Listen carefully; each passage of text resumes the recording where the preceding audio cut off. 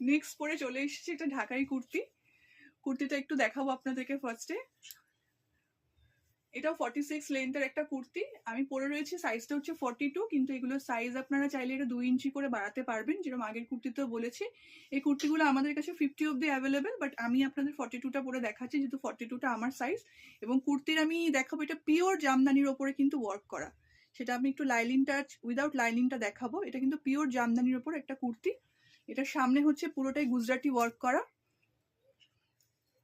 পুরো mirror work করা, এবং ঠাসা একটা ফিল পাবেন। সামনে এত ঠাসা ফিল না, ঠাসা একটা কাজ সামনে সামনে সামনে একটা ঠাসা ওয়ার্ক পাবেন কুর্তিটার। এটা হচ্ছে আপনার হাতের ওয়ার্কটা, হাতেও পুরো সেম মিরর ওয়ার্ক পেয়ে যাচ্ছেন।